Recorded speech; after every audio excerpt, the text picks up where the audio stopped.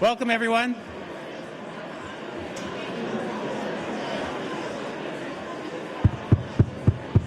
Welcome, everyone. Good morning.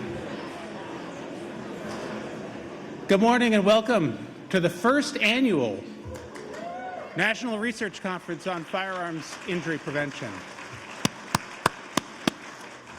This meeting was actually the convergence of three separately planned meetings. The University of Michigan's Firearms Injury Prevention, Institute for Firearms Injury Prevention, and its FACTS Consortium had been planning a continuation and expansion of their successful series of in-person and virtual meetings for this fall.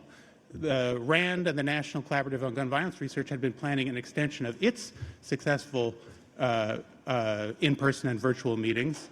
And Columbia University's Scientific Union on Gun Violence,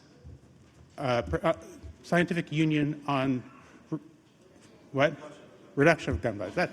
Thank you. Sorry about that. Also was planning all of these meetings were going to compete with each other for presentations and your attention.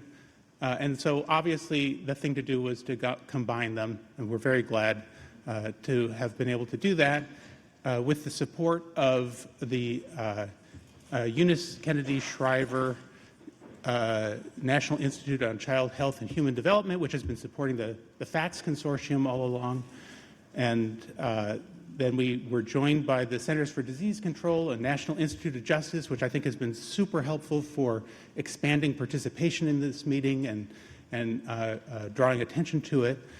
And this is a fairly expensive meeting, and we've been incredibly fortunate to have a whole series of philanthropic supporters join us to cover some of the costs. I want to highlight in particular the Joyce Foundation, Arnold Ventures, the California Wellness Foundation, Kaiser Permanente, the Fund for a Safer Future, the Missouri Foundation for Health, the Harry Frank Guggenheim Foundation, the Tao Foundation, and the Robert Wood Johnson Foundation. Thank you to these foundations for their support.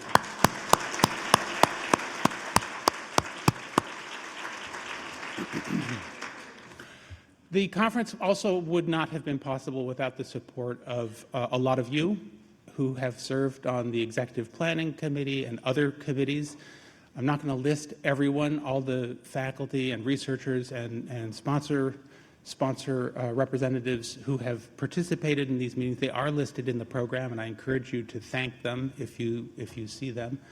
I do want to especially highlight, though, the work of Jessica Roach and Lisa Eckler.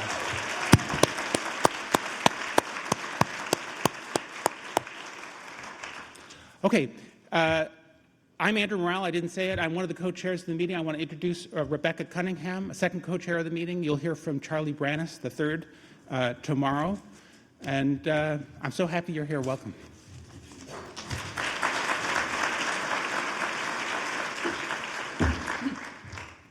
Thank you, Andrew, and good morning, everyone. It is so great. Yeah, good morning. Thank you. It is so great to see so many colleagues, collaborators, friends here in the audience today. And I have to say I'm equally happy to see so many people that I don't yet know who are recently joining this field as it is growing. I'm Dr. Rebecca Cunningham. I'm the Vice President for Research at the University of Michigan, and one of the three co-chairs that Andrew mentioned of the Executive Committee with Andrew and Charlie Brannis. There are so many reasons why researching the toll of firearm injury can feel bleak, but today I join you full of hope, seeing the progress and work that will eventually create the path out of this dark time. I hear the daily news on firearm violence, as do we all. Just yesterday, my daughter's school was on lockdown. But I also hear journalists reporting it more scientifically, with real data and reliable numbers quoted, often with words from scientists in this room. I see hope as this conference grew from 20 firearm researchers in 2017, the first FACTS conference that we had, thank you to the NICHD, to now, 5 years later, a swelling of a room and registration of over 600 people. Our previous 4 conferences were organized by the FACTS Consortium, supported again by the NICHD, and we have now joined forces with the other federal and foundation partners, as Andrew mentioned. 6 years ago, it was radical to stand up at any professional conference and have a keynote on firearm injury. Now, fueled by an outpouring of professional organizations, recently the National Academy of Medicine, and ranks of scientists focusing their careers' work on finding solutions to this problem, the field is growing strong.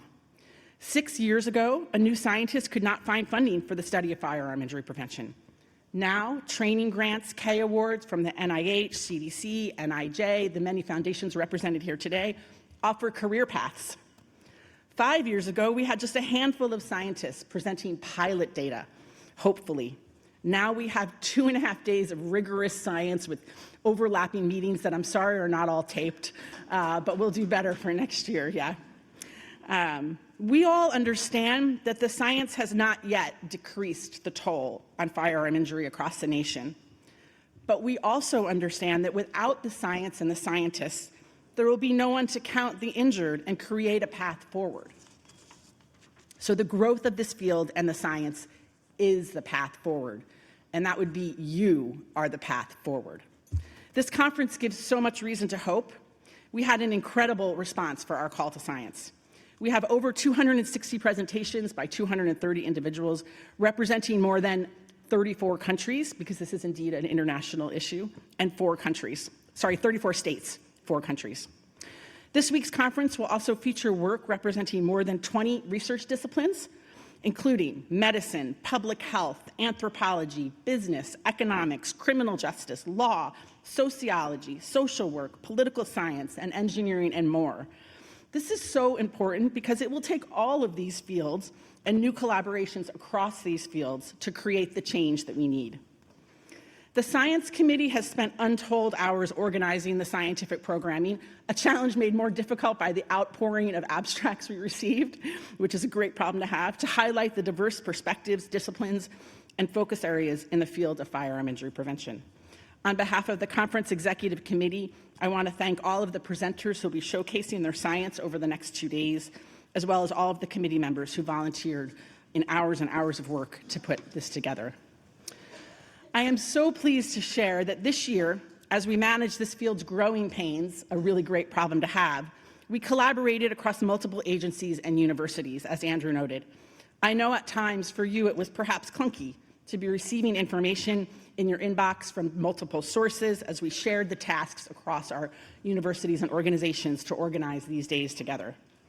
To address this challenge and the swelling of this room, the Conference Planning Committee focused on the next steps for this field and what would be of most benefit to you as researchers and to the field and the science. We need to move beyond one-off conferences to a reliable sharing of scientific information and expertise. So I am so pleased to announce this morning that due to the overwhelming interest, our Planning Sustainability Committee for this conference is forming a new professional society that will plan future conferences and much more. The society will be called the Research Society for the Prevention of Firearm-Related Harms. The purpose of this new professional society is to promote and support rigorous research and the evaluation of evidence-based practices to prevent firearm-related harms across the life course. The field can only go forward. It is not stoppable. There is no more silence on rigorous inquiry of a preventable cause of death. Broadly speaking, the goals of this new scientific society are, first and foremost, to promote multidisciplinary scientific research, to advance firearm-related harm prevention research and validate and establish this field as a viable career path, to nurture and support the next generation of researchers in this field, to build interdisciplinary and transdisciplinary collaborations across the U.S. and internationally, commit to increasing opportunities and support for researchers from communities and populations most affected by firearm-related harms, as well as creating specific opportunities for researchers from underrepresented populations. Finally, to organize and support an annual scientific professional conference that gives this group a place and a home scientifically to come and present and highlight rigorous peer-reviewed scientific research and evidence-based practice. All conference attendees will receive an email with details about the Future Society, its membership and information, and how to join and get updates for next year's conference. after this week's conference concludes. So please do open that email that includes the evaluation. Additionally, members of the Sustainability Committee are here today wearing badges that say Ask Me or Board Member, so please feel free to ask them about the Future Professional Society. A giant thank you to this committee for their forward vision for the field. This is a great next step to strengthen and support us. With this, I'm also pleased to announce that next year's conference will be held in Chicago in October. We don't have the exact location in Chicago or the exact date, but that will be our next step, and hopefully we will see many of you, plus the many people that you will bring along, and perhaps we will grow even again by double. I look forward to seeing you all there. I'm also excited to announce yesterday we launched the most comprehensive free evidence-based online opportunity for this field of study to date, a new course funded by the NICHD as part of our FACTS Consortium, also in partnership with the U of M Firearm Injury Prevention and funded by NICHD, is an open course free to the public on Coursera, good for you folks, for your students, for your trainees, for your colleagues who want to learn about this field. It lays a broad foundation for the understanding and rigor of the science of pediatric firearm injury prevention, and there's information at the registration desk. And there also will be information on that free, publicly available course in your post-conference email. Now, I have the great pleasure of introducing Dr. Victor Zhao, the president of the National Academy of Medicine. Dr. Zhao is the inaugural president of the National Academy of Medicine and led its transition from the Institute of Medicine. As president, Dr. Zhao has repeatedly urged for an adoption of a comprehensive national research agenda to address the impact of firearm violence and has argued for increasing and sustained federal funding for this area. I can't say how pleased and how important it is for our field, for organizations like this and our other major professional organizations to speak out loudly and clearly and support this research. In 2022, he launched the National Academy of Medicine Task Force on Preventing Firearm-Related Injuries and Deaths to mount a cross-sectoral evidence-based response that leverages the National Academy's uniquely influential network of experts and nonpartisan reputation to address the increasing rates of firearm injuries and mortality in the United States. He was not able to attend in person this morning, but has been such a true champion for our field and science-based solutions, and so he joins us by video with these remarks. Thank you. Good morning. I'm Victor Zhao, the president of the National Academy of Medicine, and I'm honored to be with you virtually at the opening for the 2022 National Research Council for Firearm Injury Prevention. I want to thank the conference organizer and the many important sponsors for this really important event.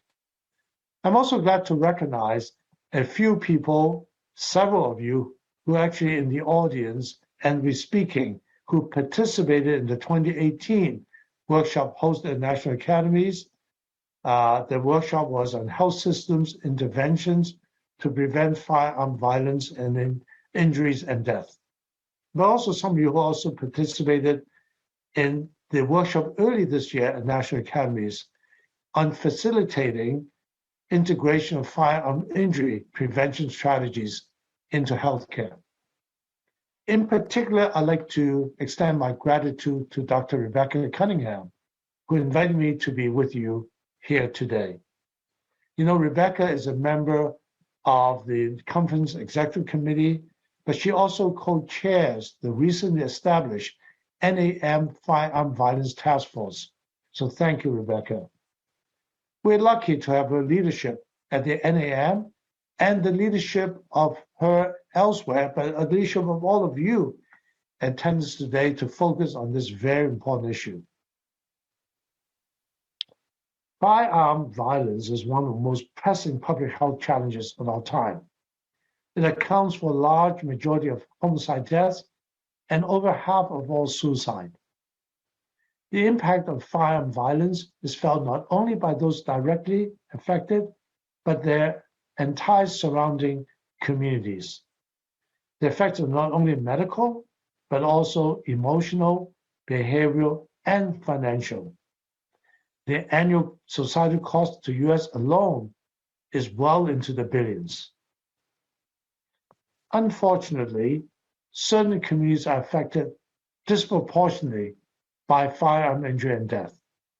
And these disparities are widened across racial, ethnic, and income lines. For example, homicide rates are higher in communities with high rates of poverty. And among children and adolescents, recent CDC data suggests that guns kill Black children and young adults at more than 20 times the rate of their white peers. So we have a long way to go. We have a long way to go to understand the multifactorial causes of firearm violence and how to build, tailor, and scale interventions that work to prevent this violence. There's a real need for comprehensive and thoughtful research in all of these areas. Over 20 years, there was no funding for research on firearm violence and injury as a result of the Dickey Amendment, which prohibited the use of federal funds to support and promote gun control research. So in 2013, after the tragedy at Sandy Hook, President Obama directed the federal agency to mount research programs focused on the causes of gun violence and the interventions to reduce it. As a result, CDC came to us, the Institute of Medicine, IOM, and now we call ourselves NAM, to define a public health research agenda for gun violence. One result is the consensus report called Priorities for Research to Reduce the Threat of Firearm-Related Violence. They laid out the highest priority research questions to affect progress in a 3 to 5 year time frame. Unfortunately, again, Congress prohibited CDC from conducting supporting research in this area. So perhaps the good news is that in 2018, after the Parkland mass shooting, Alan Lashner, Mark Rosenberg, and I co-wrote 3 editorials in Washington Post, Science, and the Anderson Internal Medicine. And the editorials reminded policymakers about the IOM report and argued for federal funding in support of a more comprehensive research agenda. So in 2018, Congress included explicit language in its annual omnibus funding package to make clear that federal support for research on gun violence is allowable. So that cleared up a long-standing misunderstanding of the Dickey Amendment that resulted in prohibition of research funding. So the good news in 2019, Congress approved $25 million on annual appropriations, 12.5 to NIH, 12.5 to CDC, specifically for gun violence research. So that's good progress, but obviously funding is not enough. And so despite this increase in funding, there wasn't sufficient progress to enact strong and immediate changes that are required to end this epidemic. Sadly, people continue to die. And in fact, mass shootings and all types of firearm violence have continued at an unrelenting and unacceptable pace. More people died from firearm violence in 2020 than in previous years. And this year alone, 2022, we've seen well over 35,000 gun violence deaths, includes 600 mass shooting incidents. So it's very clear that we still have much work to do in recognizing and addressing the needless deaths and injuries that result from this particularly American public health emergency. So in response to the shooting in Uvalde, Buffalo, and Laguna Woods, I issued a strong statement this summer, reaffirming the urgent need for scientific and medical communities to take action and to reduce the burden of gun violence. To this end, we, the NAM, has assembled a task force of experts co-chaired by Rebecca Cunningham, along with Mark Rosenberg and Todd Coben, to identify and mobilize immediately high-impact actions that can be taken to reverse the deadly trends of firearm violence. The group has met several times together and was assembled along with representatives from a broad variety of backgrounds, with input from our sister organizations, National Academy of Science and National Academy of Engineering. At the NAM, we believe the solutions and approaches to firearm violence must take an evidence-based systems approach to injury prevention. These types of models have foundational, addressing enormous public health challenges as smallpox, polio, measles, HIV, and they were crucial in making markedly reduction the prevalence of motor vehicle crashes injury. To be sure, each of these issues were different, but the methods approaching the problems and develop solutions are similar. And they can be brought to bear on the issue of firearm violence. Now, clearly, we also need a lot more funding, significant sustained funding. That is so critical. So strong federal funding has been central to the success of public health research interventions, such as areas of smallpox and HIV. But firearm violence so far has only received $75 million since 2020. So substantial, sustained, and protecting funding may be the single most important action the federal government can take in beginning to truly combat firearm violence and injury. The time is now to ensure that any and all future efforts are carefully considered, comprehensive, and well-funded. So given the magnitude of this problem, I'm so pleased that all of you have come together today to discuss these challenges over the next couple of days. Those of you in attendance are part of the future. Pursuing career in firearm injury prevention science is more important than ever. We need your research, your voices, and your collaborative efforts. So thank you again for having me. I hope today's discussion is just the beginning and the springboard to great things to come. And I'll be very interested in seeing how I can help out. Thank you.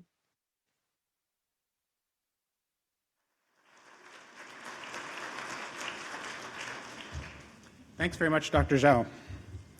Next, I have the honor of introducing Dr. Bobbi Cordano, president of Gallaudet University and chair of the Consortium of Universities of the Washington Metro area. This is a consortium of 21 universities in this area that has announced the 120 initiative, which is to advance promising, actionable solutions to reduce gun violence in the United States. President Cordano, welcome.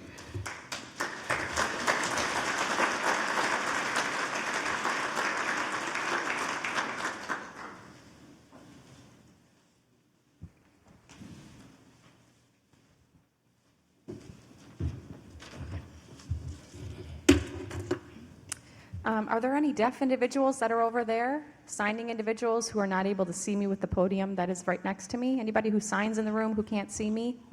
You know, it's always a bit cumbersome because I'm short and I also sign, so the podiums never kind of work for somebody such as my stature. So I apologize, I have to look to my notes here at the podium and then look back to the audience. But first, I wanted to welcome you all to DC. Welcome to such a great area that is our pride within the consortium of universities in the Washington Metropolitan area. And as Andrew had explained, that we are a consortium of 21 different universities, and we are very pleased to be a part of this effort that is really addressing a very prevalent issue regarding the firearm injury and prevention. As Andrew had mentioned, we have just established an effort called the 120 Initiative. And with this initiative, we have 75 researchers and practitioners from this area who are engaged in this effort from our various universities. The participation within the 120 initiative includes experts from communications, public health, the field of economics, and many others, as well as including individuals from the university in which I represent at Gallaudet University. We welcome the input and collaboration with all of you as it relates to this very important work. And we want to recognize the University of Michigan's Institute of Firearm Injury Prevention.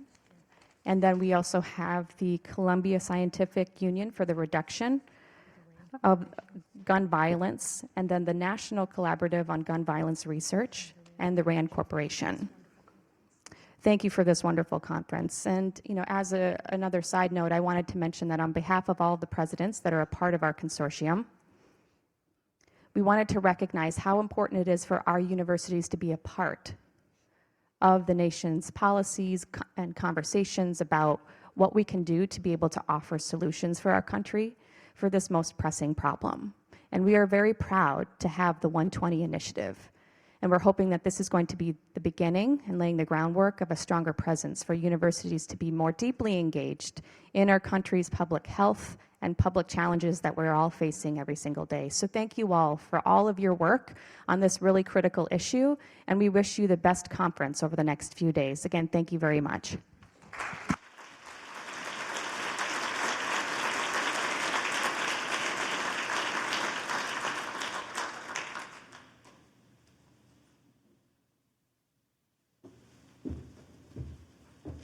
Thank you, President Cordano, for those remarks. It's great to be here. Good morning, everyone. My name is Ali Rouhani. I am a professor of epidemiology at the University of Washington. And I had the pleasure of serving on the executive committee for this conference and the honor of co-chairing the award committee for this conference with my good colleague and friend, Professor Joseph Richardson. Other members of the award committee, and you will hear from them tomorrow more in the award ceremony, were Dr. Tanya Sharp of University of Toronto, Dr. Ruth Abaya of University of Pennsylvania, and Dr. Chris Saintville of State University of New York at Buffalo.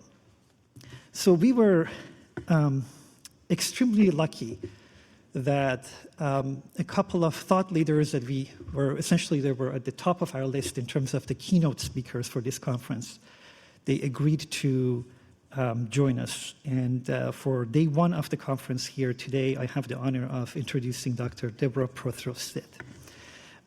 It's really hard to maybe summarize all of her accomplishments over the course of her life, but I'll just say a few words and share with you.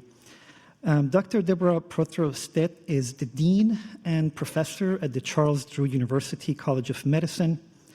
She advised top-tier healthcare institutions on leadership as a principal at Spencer Stewart and served as the Henry Pickering Walcott Professor of Public Health Practice and Associate Dean for Diversity at Harvard School of Public Health, where she created the Division of Public Health Practice and secured over $14 million in grant funding for health programs. While working in inner-city Boston, she broke new ground with efforts to define youth violence as a health problem. She developed the Violence Prevention Curriculum for Adolescents, a forerunner of violence prevention curricula for schools, and authored or co-authored multiple books and reports such as Deadly Consequences, Murder is No Accident, Sugar and Spice and No Longer Nice, a high school textbook, Health, and more than 100 or so articles. Dr. Prothrow-Stith is a graduate of Spelman College and Harvard Medical School and a diplomat of the American Board of Internal Medicine. In 2003, she was elected to the prestigious National Academy of Medicine.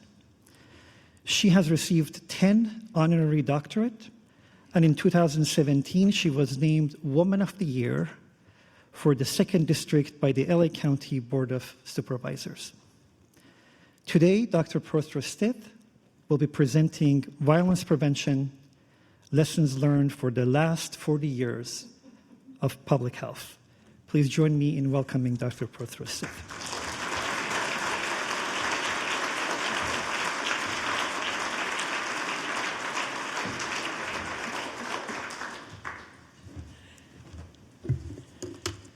Good morning.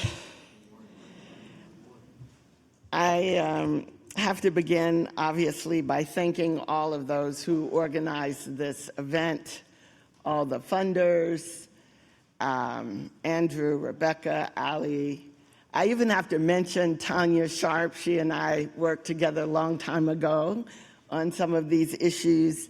There are a few faces in the audience that go back with me, maybe not 40 years, but a while. And it's an honor to be here. It's so good to see you. It feels like the right thing at the right time, especially for those of us who were in the late 70s and early 80s promoting this notion that violence is a public health problem, something that should be addressed by public health. So thank you. It is truly an honor. Now, I'm a full-time administrator, not a researcher, and I think my job here is to talk about the context, the history, a little bit of the cultural aspects of what it is you are researching, helping to set the stage. But I do have to bring you greetings from Los Angeles, from the Charles Drew University, and let you know that we were just accredited as the 157th medical school in the United States this past October, the 4th at a historically Black university, and the only one west of the Mississippi at a historically Black university.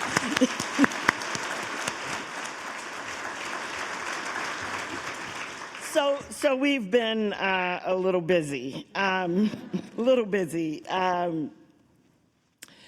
but my honor in coming here is also my interest in this subject, in preventing violence, and in particular, the issue of firearm violence. So it is with a bit of humility that I'm going to share some research, some historical perspective, not my research, but really talking about how research matters, how what you do matters, and how we need you to do more of what you do, and not just the publications, but the translations. And this was a yesterday story on CNN that pointed out the increasing victimization of women with firearm deaths and injuries, something very, very important as we approach this issue of prevention. So it's really in that work that you do and the translation. And earlier, Rebecca mentioned that journalists are getting better at reporting with data, something that was an intentional set of activities with educating journalists. But a lot of it has to do with you and your work. I do want to do a little bit of history for the context here, because in 1985, Surgeon General Koop held what we thought was the first conference on violence as a public health problem. And Mark Rosenberg was then at CDC, and some of us had sought him out because he published the MMWR that showed that homicide was the leading cause of death for young Black men. And we were in the process of trying to convince the public health community that this was a health problem. We sought out Mark. That companionship led to others and identifying others in the country. And it really is, for the reasons you see here, the magnitude of the problem, the characteristics of the problem, that we thought public health could do something about the problem. Those are the reasons that we put forth. We were talking a lot to the criminal justice community, law enforcement, so this notion that public health could be complementary to law enforcement was a big part of the argument that we made in the context of looking at primary, secondary, tertiary prevention. I do want to say some teenagers in Philadelphia renamed primary, secondary, tertiary to up front, in the thick, and after the fact. And I liked that so much and used that because it is accessible, unlike our usual language sometimes, that primary, secondary, tertiary. But that conference in 1985 brought us together. I have to say that the silos were actually born then. So we met as school violence, gang violence, elder abuse, domestic violence, intimate. It was really, in some ways, unfortunate that those silos were born in that context. But the context was so important for this movement. Some of us were there in 1992 when the Centers for Disease Control created the Injury Center. And we started talking about, because before that, Mark Rosenberg was in the basement, and he was the violence epidemiology branch. He was the whole branch.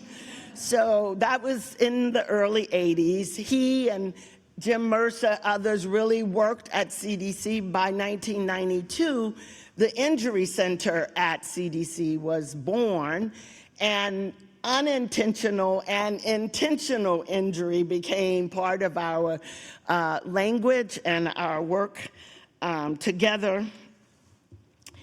I think it's really worth noting that in that context, a lot of the work on firearm research was born.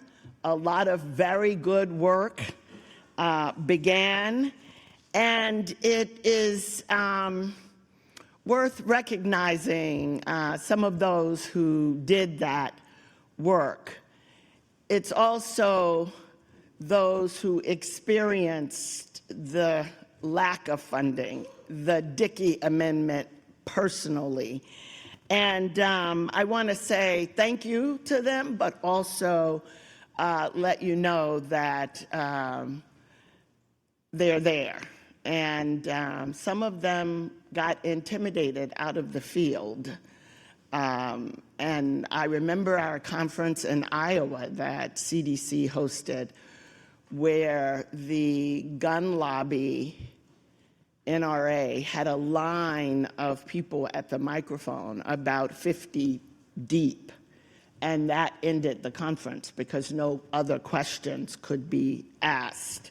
So we owe a debt to that early work, and it's so important to see the rigor and the excitement, that the enthusiasm that you're bringing to the work. So back to this notion that what you do matters, and it is the translation of your research to action that we are after here. The blue line here represents deaths from motor vehicle crashes. We used to call them accidents, but then we got the Injury Center and they became unintentional injuries. But deaths from car crashes. And the red line is death from firearms. The progress that you will see that we've made in terms of motor vehicle deaths declining over time represents concerted funding, research, federal investment, state investment, active work, and movements like Mothers Against Drunk Driving and others. That decline didn't just happen, it happened because of research, because of the translation of research, because of the work with Mothers Against Drunk Driving or those social movements. So what you are doing now is going to help us with that red line. Unfortunately, it looks like it's on the way back up.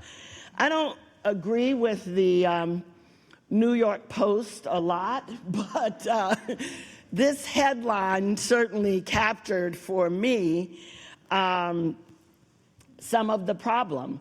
33,000 people die in car accidents, and Congress approves more than $830 million for safety research.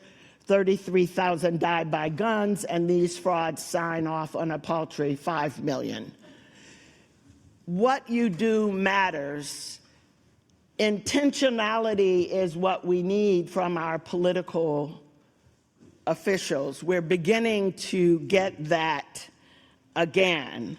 We had it for a minute, and it went away, and I think that's an important lesson for those of you in the room.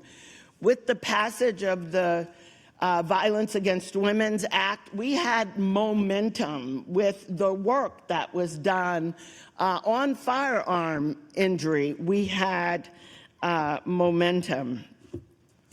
But we've got to regain it, and we are regaining it, and it's exciting to see. I genuinely am excited to see you here. One of the areas that I think we can explore a bit more is this relationship between homicides and suicides. And this is really a slide that illustrates that we've got a problem with suicides in the United States that doesn't get addressed quite the same way. It gets addressed, but a little bit differently.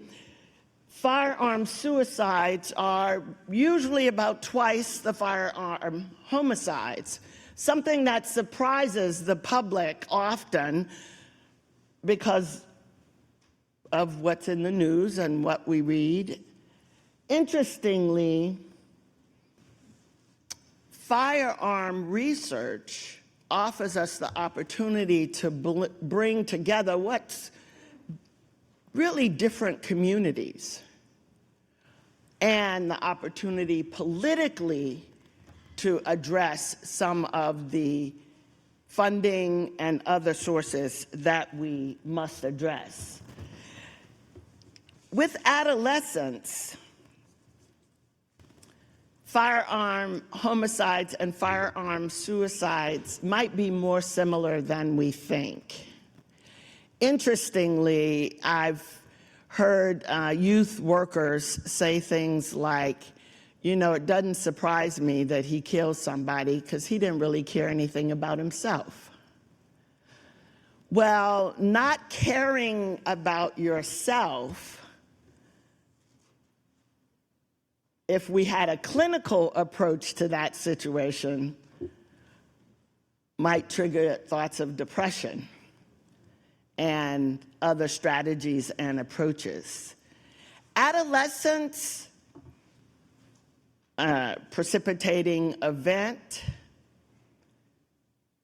alcohol, other drugs, firearms. What determines whether that's a homicide or suicide is really an area of research that I think deserves a bit more attention. Another part of that is the racial differences in homicide and suicide.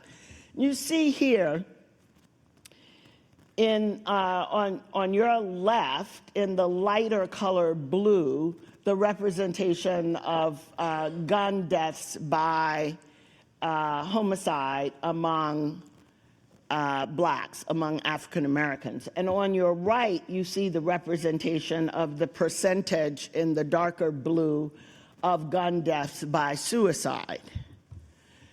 These racial demographics may represent some other things. Research often uses race as a proxy for other things. We don't know a lot more about this, but it is worth our understanding if we're looking at bringing communities together around the issue of reducing gun violence in the United States and understanding what kinds of organizational and other activities and what kinds of research we might want to do to understand the commonalities. There are differences in homicides and suicides by states, which is also worth just noting. Louisiana is at the top here with one of the highest homicide rates per 100,000. Montana is out here far to the left at the bottom with one of the highest suicide rates per 100,000. Those in the middle are sort of average on homicide rates and suicide rates. If you look at the upper left-hand quadrant, you're looking at Kentucky, Arizona, Arkansas, Tennessee, Missouri, South Carolina, Alabama, Mississippi, Oklahoma, states that have not been progressive in gun control laws. And that's the quadrant with higher homicides and higher suicide rates.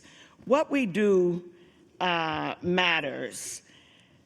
Big events, and we've had some horrible ones recently, seem to precipitate movement in this country. And there were some big events. This is kind of a look at the the ban on assault weapons that was instituted in 1994, signed by President Clinton, preceded by quite a bit of work in addition to the horrible shootings here that are listed. I mentioned late 80s, late 70s, early 80s, the movement to look at violence as a public health problem was growing, and that was a big success. The ban on assault weapons was a big success. Police and public health came together legislatively and passed this ban. Some of you, I think, were toddlers when that happened.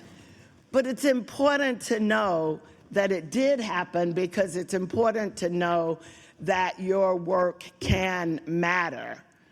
And that ban, unfortunately, was allowed to expire. Politics do matter in this. I guess you know that well. But what's interesting, this chart was an attempt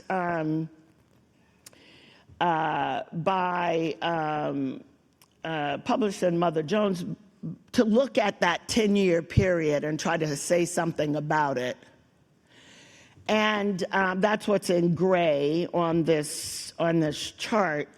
And the only thing that could be said as a result of this particular look was that while the number of mass shootings didn't seem to decline, the number of deaths per mass shootings seemed to go up. And that may be something that we're experiencing now as we are looking at higher death rates from gun violence.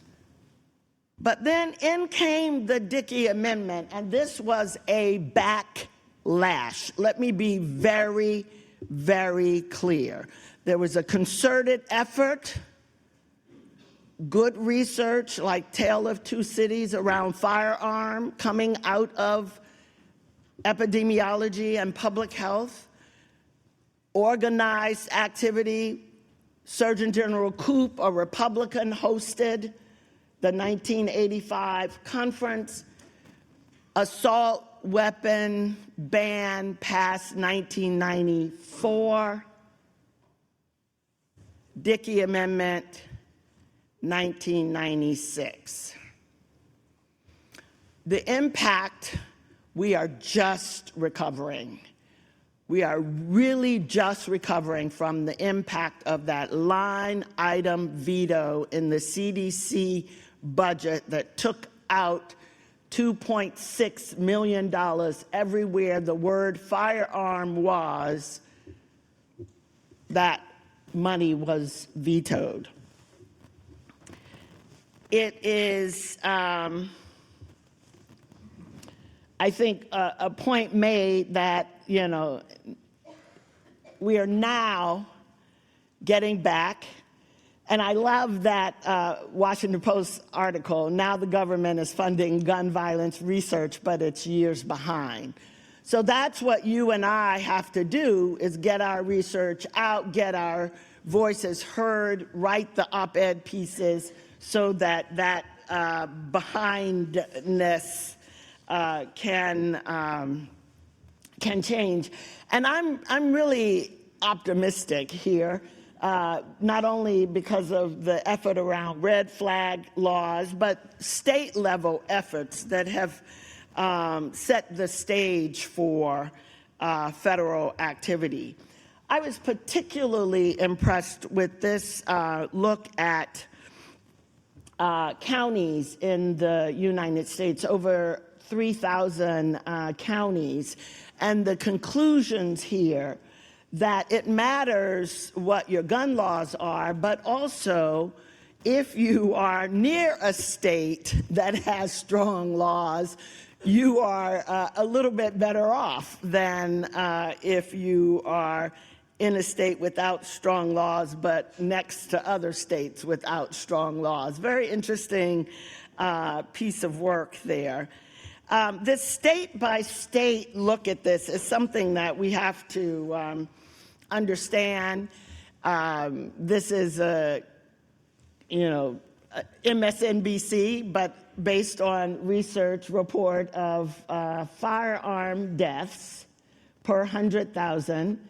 The green states, 6 of the 10 states with the least gun violence, have the strictest gun laws. It matters what we do. Our policies matter. Your research matters. It seems overwhelming, and that long line at the Iowa conference actually turned into some actual threats to researchers on gun violence. It is not an easy area. Your courage is encouraged. What have we learned over the 40 years? Well, I want to wind up with just a few of the lessons. One is that epidemiology has really made a contribution in our understanding of the risk factors for violence. That understanding has grown. I remember my first conversation with an epidemiologist about how violence needed to be part of the agenda. It was an awkward conversation, and we didn't make a lot of headway. I also remember my first APHA conference where we were presenting on youth violence. This was 1983.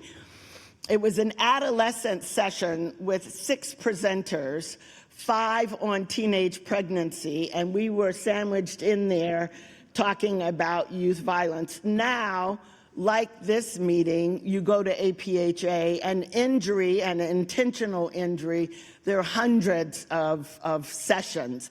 So we've really grown, and we've learned a lot, and some of it has translated into prevention. I'm going to talk about this last item here, the culture of violence, because I think it's something that in the context of your work has to be considered. One of the factors is fear. I was at a Brady board meeting doing a presentation. This was some years ago. In fact, it was right after Katrina, the hurricane in Louisiana. And one of the board members said, I was watching television after Katrina and all that lawlessness, and I really felt like I needed a gun if I had been in that situation. So it was an aha moment for me, because I'm thinking, okay, if a Brady board member understands the need for a gun in a certain situation, perhaps we need to talk about how some people live in that kind of situation on a day-to-day basis. Our understanding can't be, public health can be righteous, self-righteous, and pure, and, we get on a high horse and we go riding off. But fundamentally, what you are dealing with when you're dealing with firearm research is a lot of cultural, contextual, important items. And fear is one that has not been well addressed in the violence prevention work. It took me a while to understand it. In fact, it wasn't until I was on a plane after 9/11. Actually, I was flying to Columbus, Ohio to give a violence prevention speech. It was about 2 weeks after 9/11, and I was on that plane frightened to death. And my thinking at that time was that I wanted President Bush to bomb some people, to kill some people, to make me safe on that plane because I was afraid. And that for me was one of the first times I appreciated how our violence prevention curriculum had left out a really important part of it, which is the fear of it. And we started working with survivors of violence and really trying to address that, that issue. The other part of this cultural context that I think is worth our understanding is that girls and women may be increasingly using guns now, but that's unusual. And why is an important question. Girls are in the same homes as boys. They have the same access to guns in their homes and communities as boys. What is the contextual difference, the cultural difference? And why might it be changing? When we wrote Sugar and Spice and No Longer Nice, it was because girls were getting arrested more for violence, and we wanted to understand. And high school principals were saying the girls are having some very vicious fights in our schools, and we were trying to understand. And I think we're going to have to deal with some of the cultural and media issues here. We've been marketing violence to boys and men for centuries as the solution to problems, as the way they can be a hero. We've been marketing violence and firearms to girls and women for decades now. And they seem to be catching up.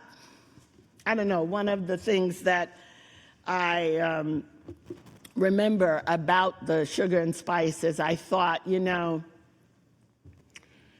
if a really energetic cheerleader got an AK-47 and shot up a school, maybe the United States would pay attention. There were some low moments, all these tragedies represent kind of low moments. I don't know that that's necessarily the case. But one other thought I had was, well, if this were happening in suburban America, the United States would pay attention. Sandy Hook depressed me tremendously. I thought, we don't get it. We're not going to get it right. But we are. You're here. This is a new funded time. We need more, but you are here. Another part of the cultural context that I think we have to understand is that gentlemen, white gentlemen in the United States had a history of dueling to death around conflict. And, it wasn't always big conflict. Like this little placard from William Tradewell there was calling out General Lee Reed for not apologizing for an insult. And that was enough to start the process of setting a duel up. I started reading about it because of Fox Butterfield's book, All God's Children. And he suggests that in Edgefield, South Carolina, from 1844 to 1858, South Carolina had a rate of 18 per 100,000 homicides in dueling, and Louisiana a rate of 17 per 100,000 homicides in dueling. That's almost 3 times what we experience as a nation, and that's what was in Philadelphia at the time that he wrote his book. That rate was about 20 per 100,000. Now, the interesting thing about dueling is that it was culturally expected of certain people, elite white gentlemen. So it was so much a part of the expectation that Alexander Hamilton, when challenged by Aaron Burr to a duel. Now, Alexander Hamilton's son was killed in a duel 3 years before he was killed in a duel. So this is a man who knew the pain and tragedy of dueling, who wrote in his diary the night before why he should and shouldn't duel. He said he loved his wife and children. He didn't want to leave them. He was deeply in debt. He didn't want to leave them in the debt. He really didn't have much ill will toward Aaron Burr. The kids might say there wasn't that much bad between them. It was illegal. This is a lawmaker. This is a lawmaker. It was illegal, and his religion, Christianity, condemned it. So then he wrote why he needed to. A pressing necessity not to decline the call. That's peer pressure. That's just straight up peer pressure. It would cost me political support. Well, that's, the functionality of, my posse is not going to hang with me if I don't do what I'm supposed to do. Essential to his ability to be useful in the future. So that's just him saying, you know what? If I don't do this, I'm going to be counted out. Nobody's going to respect me. Or I don't know if you're getting the drift, but there's a whole lot of similarity between that. And even though the demographics are different, we don't have many, elite white gentlemen who are, in their 40s out dueling. They might be doing it other kinds of ways. The litigation system might be where that's getting acted out. But the demographics change, but the script seems to be fairly similar, and the firearms are there as well. One other area that I just have to touch on before closing, which is, again, a contextual and cultural piece, is this issue of justifiable homicide and the police and their role, particularly in the Black community. Now, I have to be confessional here because in the late 70s, early 80s, when we started getting the Department of Justice data and looking at categories of homicides and the breakdown, there was always this line at the bottom, and it was justifiable homicide. All the other kinds of homicides were kind of going up and down and were happening at much higher rates. But this justifiable homicide didn't go anywhere, just kind of was there. Didn't go away, didn't go down, just was there. So I read the definition then, very similar to what's in front of you. The killing of a felon by a peace officer in the line of duty, the killing of a felon during the commission of a felony by a private citizen. And I thought, Well, I'm not going to deal with that because you shouldn't be a felon, right? You shouldn't be committing a felony. And while maybe they don't need to be killed, that's not what I'm talking about. I'm talking about the violence that's up here, the homicides that are up here. Thank God for iPhones and Android phones and all those phones that have taken all those pictures. Because let me say that even though I knew at a personal level, at a family level, that the police could be corrupt, I knew that. I have stories about that. I did not appreciate the impact this justifiable homicide was actually having on communities. And now that we've seen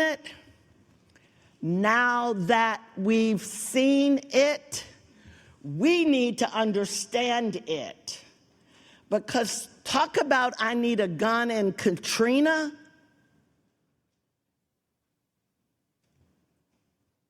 We need to understand this. It obviously dates back to slavery, to fugitive slaves being recaptured. There's some epigenetics here, some cultural, environmental stuff that's just gotten into our blood, our genes, I'm not sure. It's scary. It's persistent. And we need to understand it if we're really going to talk about firearm violence and understanding it and researching it, and if we're really going to talk about prevention and start that translation. So we haven't come close to what we need to do with this subject yet, but I encourage you to at least appreciate it as the context in which you are working. It is important.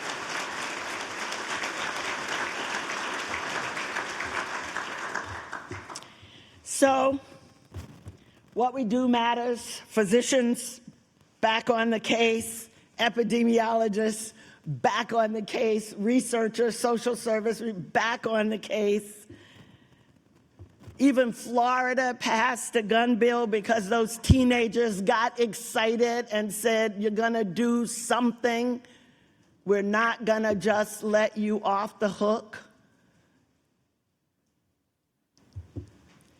We did it before. We can do this one again. And your work is hugely important to that. Thank you.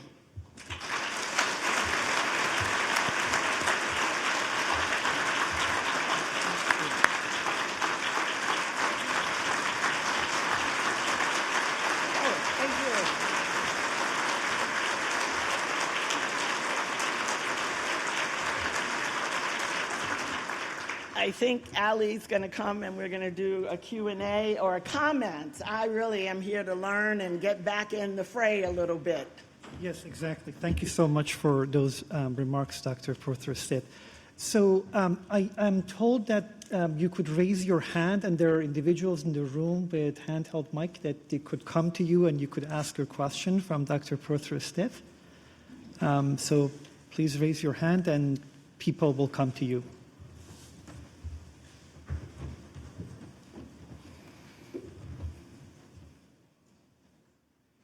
I see someone up front here. I'm very loud. I can just yell my friend. Okay, and I'll repeat it if. No problem. Yeah. I come from law enforcement, which may be different than a lot of people here. So my question to you would be, what message would you like me to convey to law enforcement as I speak to them? Ah, wow. It is. For me, well, thank you for that question. I think that in one of my first slides, I showed sort of this, compatible or complementary relationship. I would say that's something that needs to be explored a lot more. And I would encourage law enforcement to reach out to public health. We know that the funding is after the fact funding for law enforcement. The role is after the fact, though, you know, and the DARE program, I think, got a bad rap because it was measured against children and their drug use, but it wasn't measured for the relationship with the police. And I think it was one of the only programs, the Police Athletic League being another, that got police to see children being children in the classroom, not having done anything wrong, but actually there learning and participating. And I think that was, so there is a primary prevention role for law enforcement, just like there's an after-the-fact role in some ways for those of us in public health and in the hospitals. But the complementary nature is what I would take back. When I was Commissioner of Public Health in Massachusetts, we wanted to start an injury surveillance system. And we reached out to public safety, and we learned that they had a duplicate form when stab wounds or gunshot wounds were brought to the emergency departments across the state, and these were mandatory in their in the hospital's completion of the forms. And so that got us very, very excited. And it turned out that the forms, we were like, what happens to them? And they were just in a closet, stacked up, boxes, boxes, boxes, boxes. So I think of police, this is just my own thought, as our epidemiologist on the ground. And so there's a connection there that I think we need to make. So that would be the overarching message: reach out to public health. And I would say to public health, there are a lot of ways to connect productively with the law enforcement community. So I would encourage that. And several cities have done that and are models for that. Thank you. Right here, I'll repeat. Dr. Prothrow-Stith, thank you, first off, just thank you for all the work you've done laying the foundation. You mentioned a comment about no wonder he killed someone who doesn't care about himself. Mm-hmm. I've done years of work in community violence intervention, working with active gang members, and I wonder when we look at the chart that shows how much gun violence impacts suicide for our white teens, mm-hmm.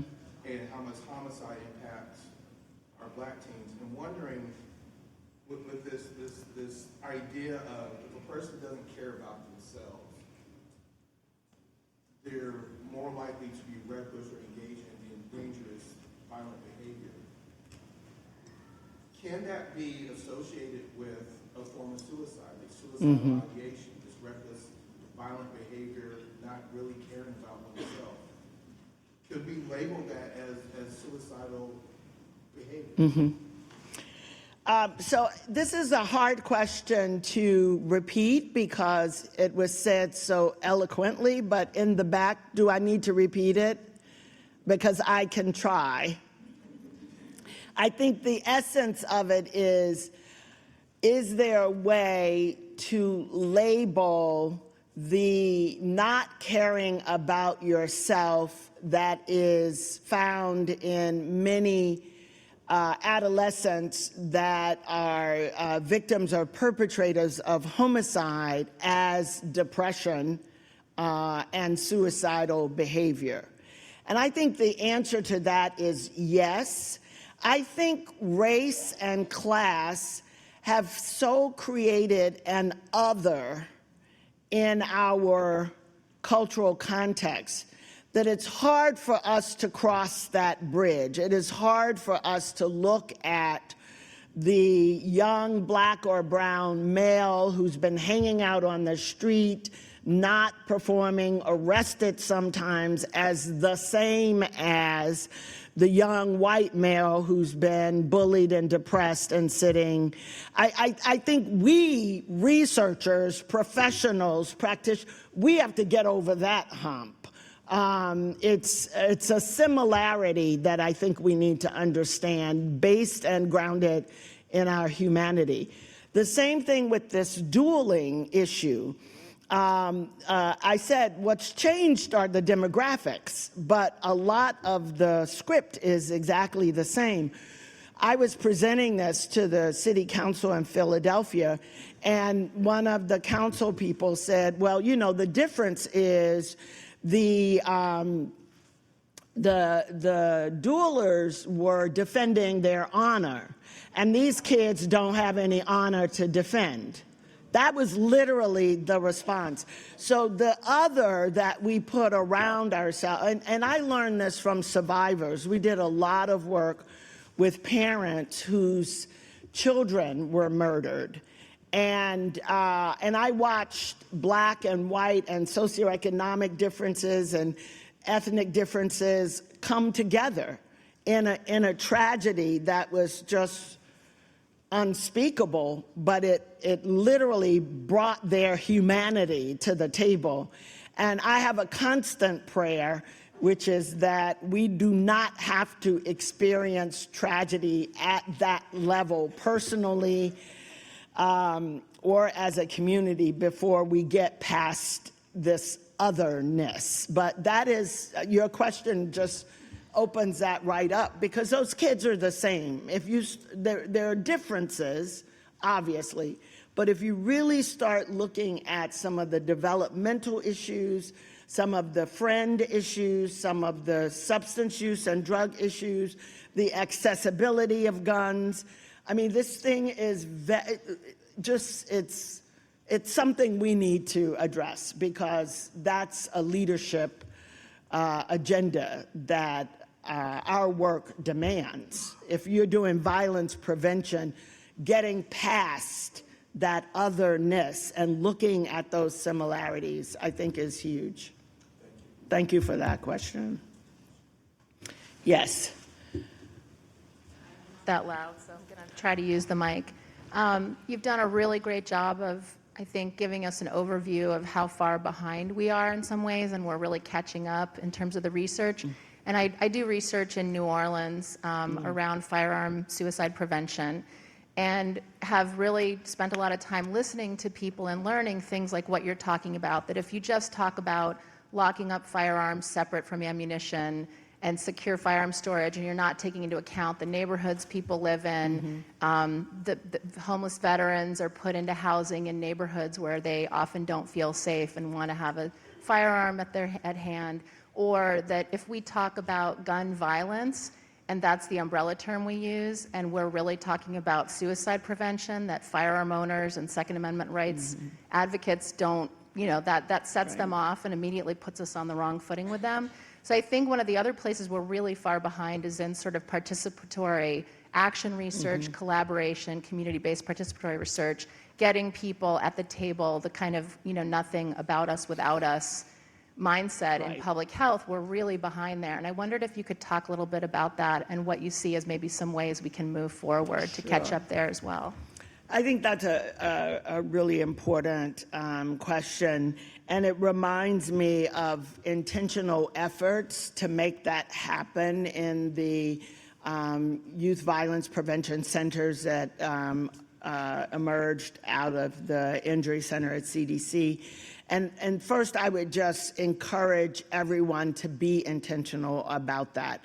One of those meetings, we had Tina Cherry as part of the Harvard Youth Violence Prevention Center retreat Tina Cherry is a woman whose son was murdered coming home from a violence prevention activity in the middle of the day.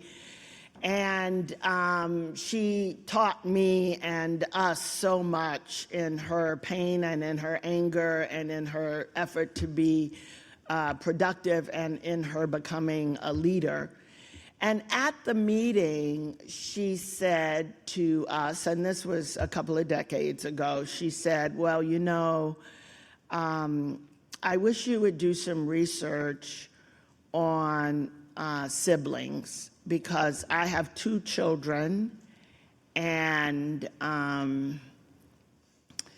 they lost a brother. I have 2 living children. They lost a brother, and they really have lost me and my husband. We're getting a divorce, and neither one of us is as much of a parent as we used to be. I was very disappointed in our response, and I'm gonna own part of that response. And our response was about how complicated research is and how difficult that kind of work might be, and how it wasn't funded, and et cetera, and et cetera.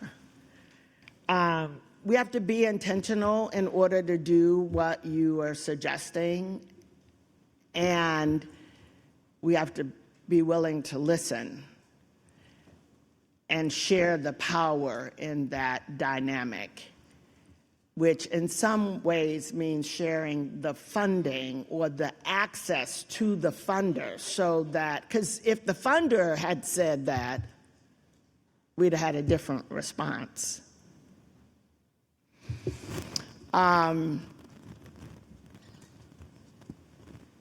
Yeah.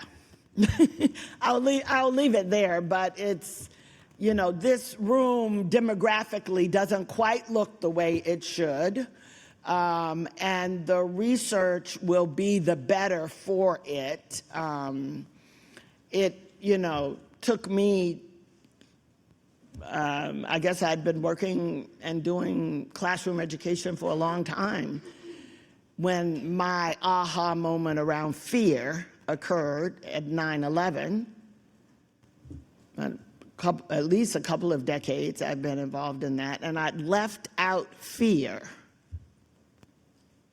But had I really been engaged, that would have been on the agenda. If I'd really listened to those survivors of intimate partner violence who would come to our classes to talk about their experiences, and understood that what they were talking about was not just physical violence, but fear. So let's be intentional about getting the right people to the table, helping us ask the right questions. And let's be willing to ask the hard questions. You know, counting is very, very important. It's just not sufficient. I think Ali is telling me to go sit down.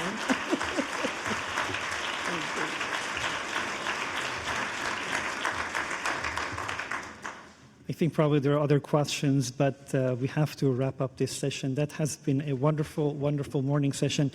There are a couple of housekeeping matters I want to share with you. One thing I wanted to highlight is that, as Dr. Cunningham mentioned, there are more than 20 or so disciplines represented here. There are some thought leaders in criminology, in public policy, in law, in social work, nursing, engineering, many other fields, psychology, sociology, others that probably I'm not remembering.